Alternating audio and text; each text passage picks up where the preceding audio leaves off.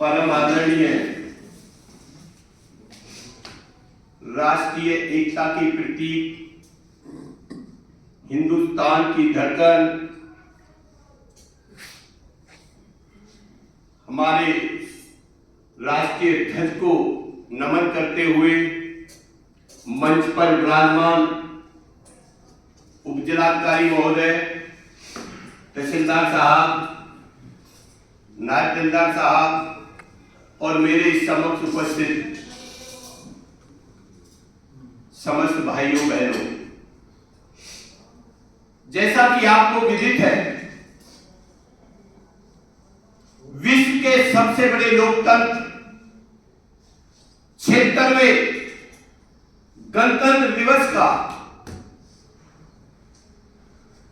हिंदुस्तान के कोने कोने में बड़े धूमधाम और हर्षोल्लास के साथ मनाया जा रहा है। देश यूं तो 15 अगस्त सन 1947 को बड़े हमारे वीरों के कुर्बानियों के कारण हम आजाद हो गए थे, लेकिन देश को चलाने के लिए संविधान की आवश्यकता थी और जिसको बनाने में काफी लंबा समय लगा। और आज वो देश का संविधान, जिसकी विदेशी भी भूली भूली प्रशंसा करने से कोई कोर कसर नहीं छोड़ते, बड़े संघर्ष के बाद हमको आजादी मिली। महात्मा गांधी जी ने विभिन्न आंदोलनों के माध्यम से,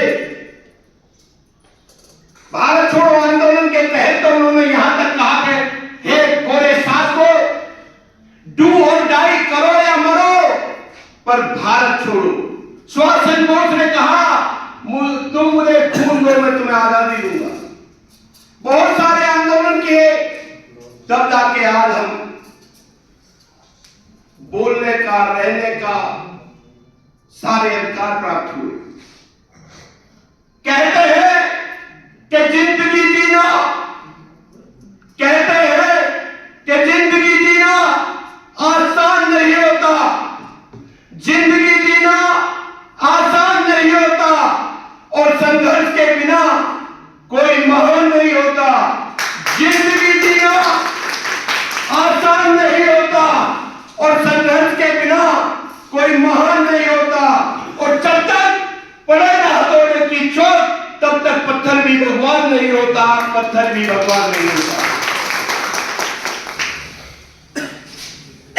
वैसे तो बहुत लंबा, क्योंकि हमारे देश के वीर सपूत जैसे सरदार भगत सिंह, हम लोग तो शायद स्वतंत्रता दिवस, गणतंत्र दिवस, राष्ट्रीय पर्व मनाने में थोड़ा हम समय का अभाव हो जाता है, लेकिन वो हंसते हंसते फांसी की फंदे को चूम गए।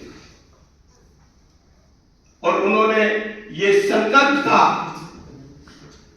कि कैसे भी हमें आजादी प्राप्त करनी है। एक उदाहरण देकर अपनी वाणी को विराम दूंगा।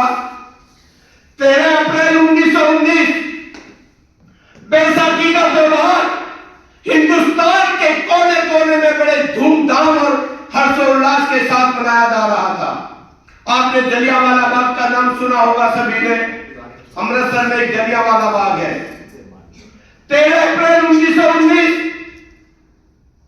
बैसाखी का त्योहार हिंदुस्तान के कोने कोने में बड़े धूमधाम और हर्षोल्लास के साथ मनाया जा रहा था। तभी हिंदुस्तानियों के मन में जिज्ञासा पैदा हुई कि हमको गुलामी की जंजीरों से बाहर निकलना है। जलियांवाला बाग जो अमृतसर में है, वहां पर बैठक का आयोजन कर रहे थे। तभी मिस्टर जनरल डायर ने, क्योंकि बाग का रास्ता आने जाने का एक ही है, मिस्टर जनरल डायर ने बाग को चारों तरफ से अंदर घुसकर अंधाधुंध हजारों बार गोलियों की बौछार करके हजारों लोग लहूलुहान होकर हमें वही हमसे हमेशा हमेशा के लिए जुदा हो गए। इतना ही नहीं दोस्तों, जब उनको कहीं छिपने के लिए जगह नहीं मिल रही कुआं में छिपकर जान बचाने का जब प्रयास कर रहे थे तो शायद 124 लोग हमसे हमेशा हमेशा के लिए जुड़ा हो।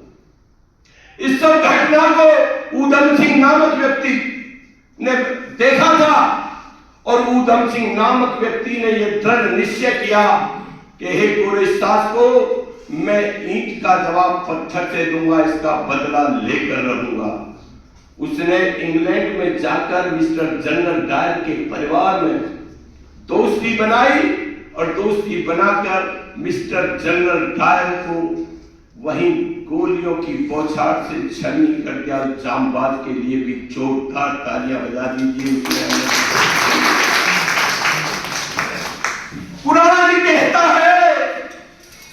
कहता है कि मुसलमान बनो, कुरान कहता है कि मुसलमान बनो, और बाइबल कहती है कि ईसाई बनो। कुरान कहता है कि मुसलमान बनो और बाइबल कहती है